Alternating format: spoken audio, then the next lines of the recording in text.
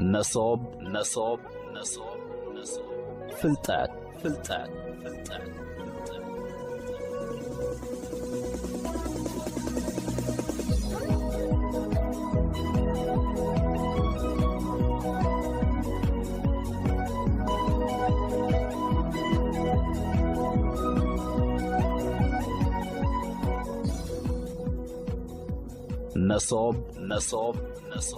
نصاب فلتات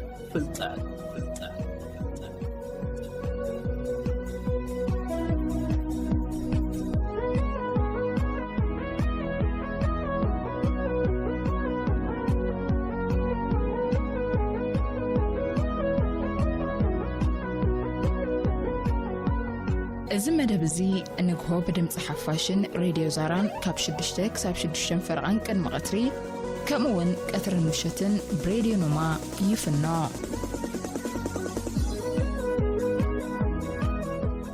نصاب فلتات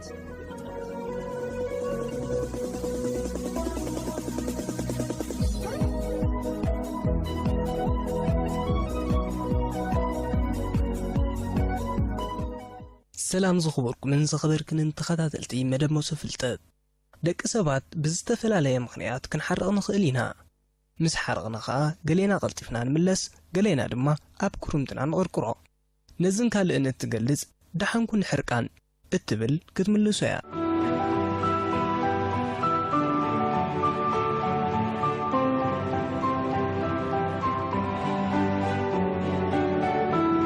ዳሓንኩን ሕርቃን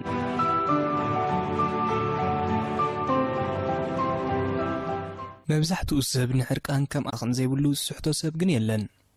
ናይ ምሕራቕ ባህሪ ሓደ ካብ ሕፅረታት ደቂ ሰብ ኮይኑ ሓራቕ ሰብ ብገዛእ ርእሱ ሕርቃንካ እንተዘይተገሊጹ ውሽጣዊ ሕማም እዩ ዘስዕብ ብዝብል እምነቱ ከም ቀንዲ መለለዪ ባህሪኡ ይዕቅቦ። ግን ንሕርቃን ከም ባህሪ ጥቕሚ ስለ ዘይብሉ ቅቡል ኣይኮነን።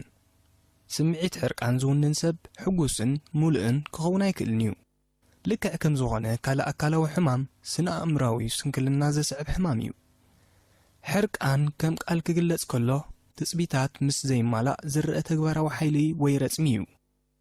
እዚ ረጽሚ እዚ ናይ ምጽላእ፣ ምጉናጽ፣ ምፍርራሕ፣ መልክዕ ሒዙ ንሓጎስ ይዘርግ ወይ እውን ስቕታ አንጊሱ ዝምድና ይሕርፍፍ። ሕርቃን ምዕግርጋርን ምርባሽን ጥራይ ኣይኮነን፣ ተንቀሳቓሲ ባህሪ ኣለዎ። ምንቅስቓስ ድሌትካ ንምምላእ። እዚ ድማ ዓለምን ነበርታን ካብዚ ዘለውዎ ዝተፈልየ ክኾኑ ነይርዎም ካብ ዝብል ትምኒት ይዝነቅል።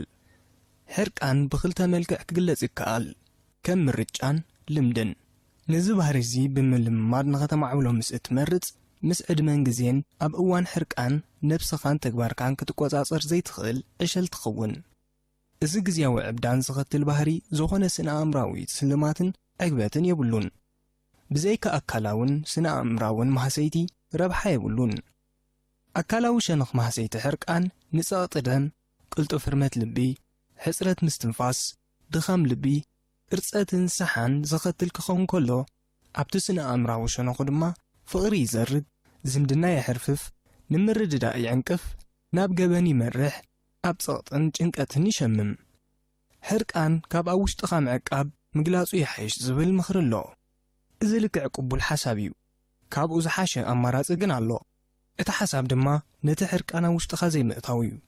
ኣብ ውሽጥኻ ሕርቃን ንዘይህልወካ ምግላጽ ዘይምግላጽ ዝበሃል ኩሎም ስምዒታት ሕርቃን ውጽኢት ናይ ኣተሓሳስባ እዩ።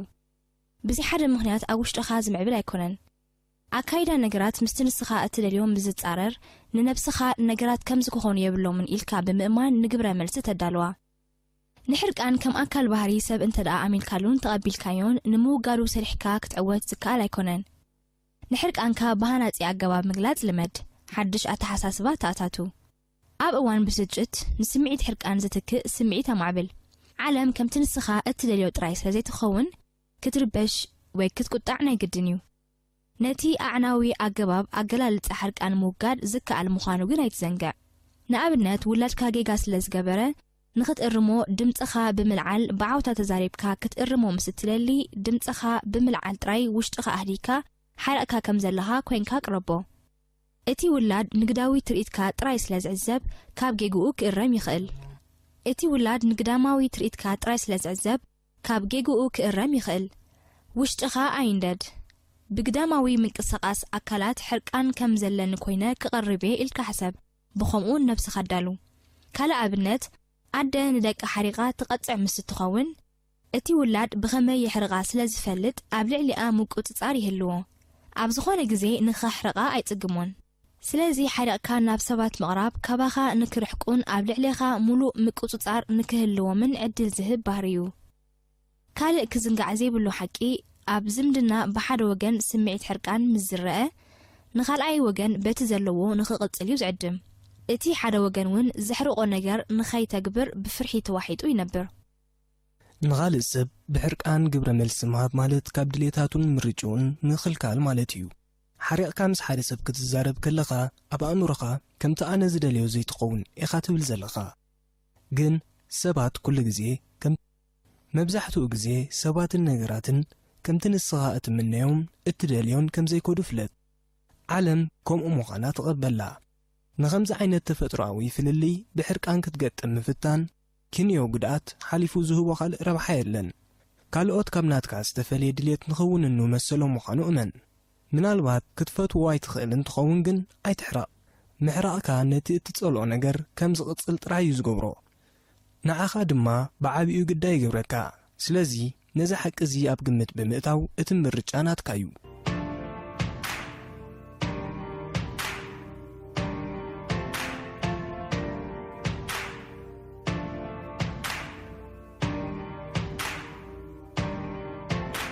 ገለ ካብ ዝውቱራት ጠንቀታት ሕርቃን ኣብ መዓልታዊ ህይወትና ስምዒት ሕርቃን ኣብ ተግባር ንዕዘቦ ሰባት ሓሪቖም ካብ ስነ ምግባር ወጻኢ ባህሪ ኸርእዩ ንዕዘብ ኣብዚ ዝስዒቡ ዝቕርብ ጽሑፍ ገለ ካብ ዝውቱራት ንስምዒት ሕርቃን ዘቃልዑ ኣጋጣሚታት ክንምልከት ኢና ቀዳማይ ሕርቃን ኣብ ተሽከርከርቲ መራሕቲ ተሽከርከርቲ ብኻልኦት መራሕቲ ተሽከርከርቲ ይሓርቁ ዶንጊዩ ቀልጢፉ ካብ መስመር ወፂኡ ምልክት ከይገበረ ተኣልዩ ወዘተ ገለ ካብቶም ብዙሓት ንመራሕቲ መካይን ኣብ ሕርቃን ዝጸምዱ ኣጋጣሚታት እዮም እዚ ድማ ካብቲ መራሒ መኪና ንነብሱ ሰባት ብኸምዚ ዓይነት ኣገባብ ተሽከርከርቲ ክመርሑ ኣለዎም ኢሉ ዘእመና ዓይነት ኣተሓሳስቡ እዩ ዝብገስ ጻዕቂ ምንቅስቓስን ተሽከርከርትን እውን ካልእ ዓቢ ጠንቂ ሕርቃን እዩ እዚ ጠንቂ ሕርቃን ዝኸውን ንነብስኻ ከምዚ ክኸውን ኣይነበሮን እዚ ብስጭት ክፈጥረልካዩ ኢልካ ካብ ምእማን እዩ ዝብገስ ካልኣይ ሕርቃን ኣብ እዋን ውድድር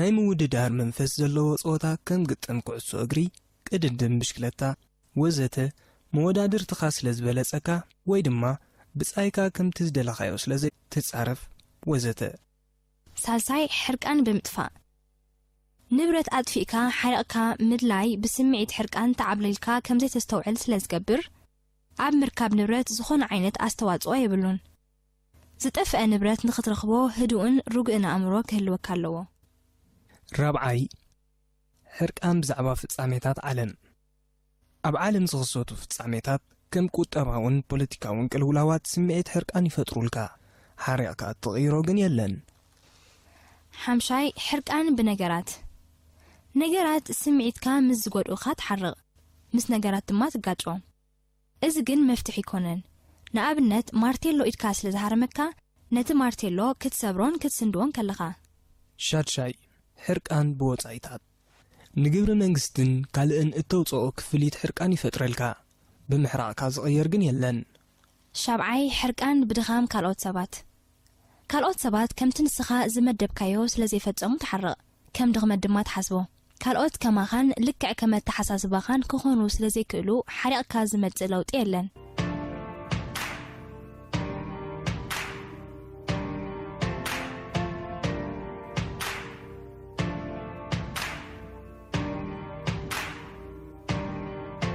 እቲ ብዙሕ ገጸ ባህሪ ሕርቃን ቀዳማይ ብሕማቕ ቃላት ዝግለጽ ንስምዒት መጻምድቲ ውላድ ዓርኪ መሳርሕቲ ወዘተ ዝጐድእ ካልኣይ ኣካላዊ ጎነጽ ኣብ ሰባት ኣካላዊ ማሕሰይቲ ዘውርድ ምትህርራም ምጉናጽ ምቅታል ወዘተ ሕርቃን ከም ቅቡል ባህሪ ምስ ዝውሰድ ኣብ ዝለዓለ ጥሩ ዝበፂሑ ንሓደጋን ገበንን የቃልዕ ብሰንኪ ሕርቃን ዝስዕብ ኣካላዊ ጉድኣትን ቅትለትን ቀንዲ መፈጸሚኡ ምኽንያት ስምዒት ሕርቃን ካብ ቁፅፅር ወጻኢ ስለ ዝኸውን እዩ እዚ ግዜያዊ ዕብዳን ንሕርቃን ከም ቅቡል መግለጺ ባህሪ ወዲ ሰብ ተቐቢለን ሕርቃን ብኸመይ ካብ ውሽጥኻ ተውፅኦ ዝምህራ ትካላት ስነ ኣእምራዊ ትምህርቲ ንሓደጋየን ዘቃልዓ ከምኡውን መደባት ቴሌቪዥን ሬድዮ መጽሓፍትን ድራማታትን ሕርቃንን ዓመፅን ዘንጸባርቕ ገጸ ባህሪ ሒዞም ዝቐርቡ ኣብ ኣእምሮ ሰባት ዘይሃስስ በሰላ ስለ ዘትርፉ ከምኡውን ከም መርኣያ ስለ ዘገልግሉ ቅቡላት ኣይኮኑን። ሳልሳይ ንኻልእ ሰብ ባዕሉ እንዲሕሪቑኒ ደፋፊኡኒ ንኸሓርቕ ዓዲሙኒ ወዘተ ኢልካ ከም ጠንቂ ምሕረቕ ኢኻ ጌርካ ምዝራብ ንባህሪ ካልእ ሰብ ዘይመሐጎስ ኢኻ ጠንቂ ንክኸውን ብገዛእ ርእስኻ ምምራፅ ስለ ዝኾነ ቅቡል ኣይኮነን።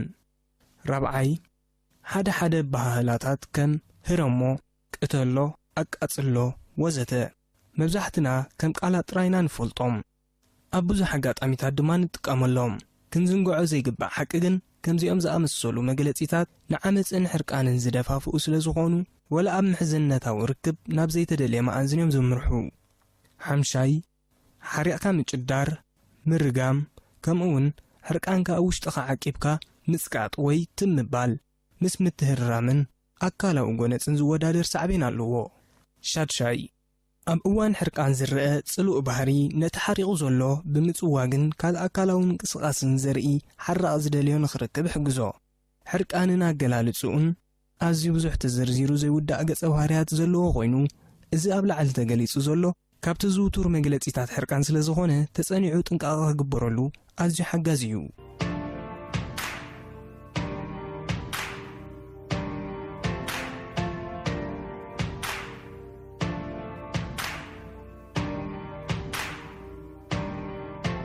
ንሕርቃን ብምምራጽ ዝርከብ ስርዓተ ስልማት ዓቕሊ ብምምዕባል ንጠንቅን ሳዕቤንን ሕርቃንካ ነዚ ክትገብር ምዘይትኽእል ብቐሊሉ ብምሕራቕካ ዝርከብ ስነ ኣእምራዊ ዕግበት ወይ ስልማት ነዚ ዝስዕብ የጠቓለል።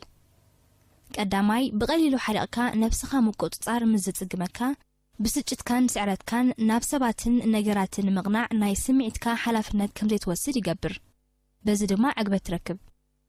ካልኣይ ሕርቃንካ ንዝፈርሑኻ ኣብ ምዕማፅ ዓብዪ ተራ ኣለዎ። ብዕድመ ከምኡውን ብደረጃ ሓላፍነት ካባኻ ንዝነኣሰ ሕርቃንካ ተውፃሎ። ሳልሳይ ሕርቃን ኣቓልቦ ሰባት ስለ ዝስሕብ ብሓራቕ ወገን ስምዒት ኣድላይነትን ሓይልን ይፈጥረሉ። ራብዓይ ስምዒት ሕርቃን ብቐሊሉ የሬታ ንምሕታት የተባብዕ። ሓሪቓ ስለ ዝነበርኬ ብሕርቃን ዝኣክል ስምዒት ክቆጻጸር ኣይከኣልኩን ወዘተ እናበልካ ብተደጋጋሚ ቅሬታ ትሓትት። ነዚ ከም ቅቡል ባህሪኻ ተቐቢልካ ብተደጋጋሚ ሰባት ትብድል። ሓምሻይ ስምዒት ሕርቃን ብሰባት ጽሉእ ስለ ዝኾነ ሓሪቕካ ናብ ሰባት ምቕራብ ንዝደለኻዮ ነገር ከም እትረኽቦ ይገብር። ምክንያቱ ሰባት ሕርቃንካ ክዕዘቡ ስለ ዘይደልዩ ሸለል ይብሉኻ። ሻድሻይ ኣብ ሰባት ስምዒት ገበን ብምስራጽ ሓይሊ ንኽትረክብ ይኽእል። ብሕርቃን ዝቐረብካዮ ሰብ እንታይ ስለ ዝገበርክዮ ሓሪቑ ብምባል ነፍሱ ስለ ዝወቅስ ገበን ዝፈጸመ ኮይኑ ይስምዖ። እቲ ደሃለ ሓራቕ ድማ ስምዒት ሓይሊ ይሓድሮ። ሻብዓይ ኣብ እዋን ምዝርራብ ስምዒት ስዕረት ዝመንቀሊኡ ፍርሂ ምዝሓድረካ ካብ ስዕረት ንምህዳም ሓሪቕካ ብምቕራብ ሃዋሁ ምዝርራብ ንምዝራግ ዕድል ትረክብ። ሻምናይ ኣብ እዋን ሕርቃን ሰባት ብትኽክል ክሓስቡ ኣይክእሉን እዮም ዝብል እምነት ከም ዘሎ ስለ ትፈልጥ ነዚ ሰንኮፍ እምነት እዚ ብምምዝማዝ ኣተኪርካን ኣዕሚቕካን ካብ ምሕሳብ ንምህዳም ሓሪቕካ ምቕራብ ትመርጥ። ታሽዓይ ሕርቃን ከም ምኽኒት ንትሑት ብቕዓትን ዘይምዕዋትን ክቐርብ ይኽእል። ዓስራይ ምሕራቕ ሰብኣዊ ባህርዩ ብምባል መምኽኔታ ኣዳሊኻ ምሕራቕካ ቁንዑ ምዃኑ ተኣምን፣ ምኽንያቱ ሰብ ስለ ዝኾንካ ዘለካ። መበል 11 ብስምዒት ሕርቃን ተጠቂዕካ ድሕሪ ምጽናሕ ኣብ ነብሰ ወቐሳ ስለተኣቱ ካልኦት ክርድእዎ ዘይክእሉ ንነብስኻ ትደንግጸላ። መበል 12 ሓሪቕካ ከለኻ ብዛዕባ ነብስኻ ስለ ዘይትግደስ ንእዋኑ ብዛዕባ ነብስኻ ከይተገደስካ ድሌትካ ንኽትገብር ይሕግዝ።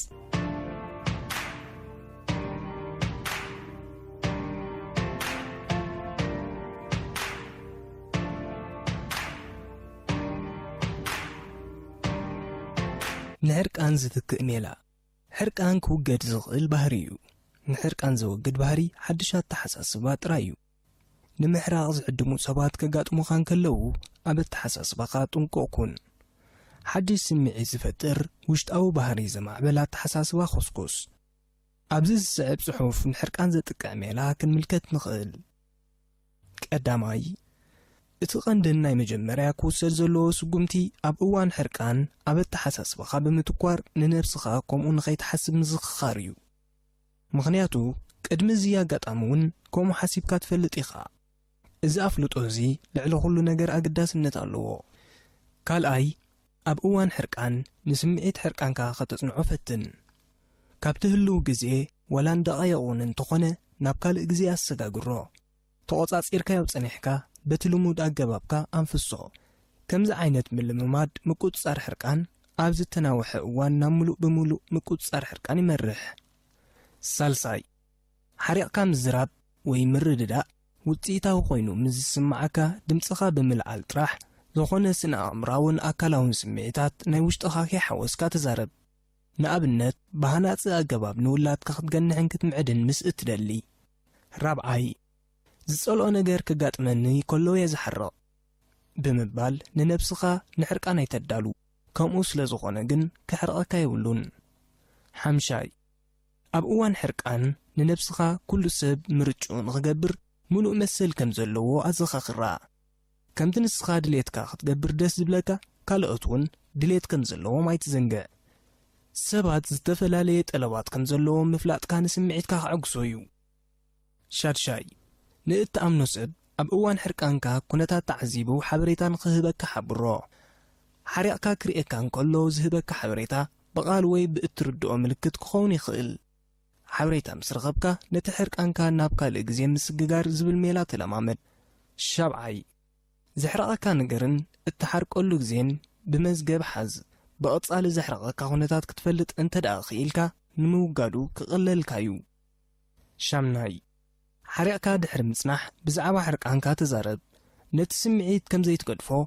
سحتت مخانو نجر بزعبا حرقانكا مزراب مس نفسخا سلازراغب حرقانكا نموغاد حاجازيو تاشعاي اب اوان حرقان ناب التفكرو سب قرب حدا كاب تسمعيت حرقان ززحلا جباب مس التفكرو ايدن ايد متحازيو عسراي نتبقصال حرقانكا اتقلصلو سب كحرقكا كلخا تزاربو بزعبا بقصال زحرقكا نغرات امرددا بصح كحرقكا سمعيتكا اتقلصلو اجباب دما انادي مبل 11 مبزعتو كاب تثبيتاتكا بسبات كنتصكم زخيل فلت ننفسخا ناي كالوت مقبال ب50 ميتاويت كاب اتصبيو استفلي مهانو ارغاغصلا نزي سن امراو مدلاو مس اتصنح كالوت بزغبرو اي تحرقن يخا مخنياتو كل نجر كم دليتكا خمزي يكونه سلا تفلت مبل 12 حرقانكا مغلاص كم عقاو زبلص مهانو ردو حق خوينو نحرقانا نفسخا زي مقتاو جن زبلصت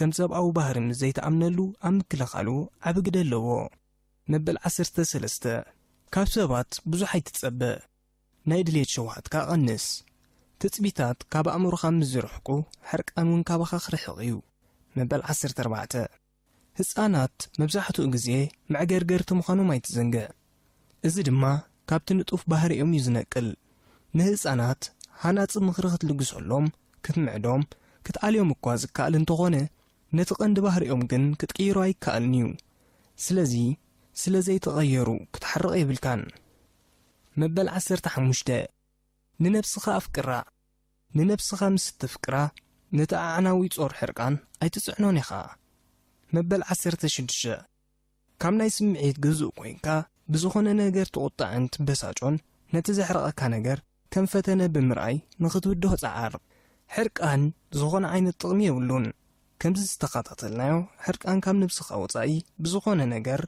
بزعبو نسمعكا غبر ملس ماب مالتيو بزعبا كال سلمتاي يچنا نزخونه سب زغدسو بزعبا تحنت زوننا نفسون طعنون كخون كله እታዝውንና ጥዒት ነብሱ ድማ ንኻልኦት ንኽትሕግዝ ትኽእል ሕርቃን ኩሎ ግን እና የለን